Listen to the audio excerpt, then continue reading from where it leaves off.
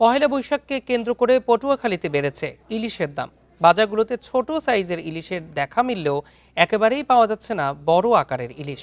শহরের নিউ মার্কেটের মাছ বাজার সহ জেলার বিভিন্ন বাজারে 1 কেজি ওজনের ইলিশ বিক্রি হচ্ছে 2,800 থেকে 3,000 টাকা কেজি দরে। 800 গ্রামের ইলিশ 2,200 থেকে 2,500 টাকা, 600 গ্রামের ইলিশ 1,500 থেকে 1,700 টাকা ও জাটকা ইলিশ বিক্রি হচ্ছে 700 থেকে 800 টাকা কেজি দামে।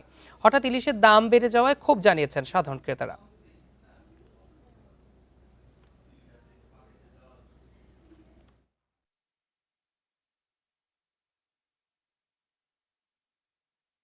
ইলিশটা অনেকটা এড়িয়ে যাওয়ার চিন্তা ভাবনাই বেশি, কারণ ইলিশের যে দাম। পহেলা বৈশাখ, তারপর মাছ কম, ওই জন্য বাজারে আসে কম, ওই জন্য দাম চড়া।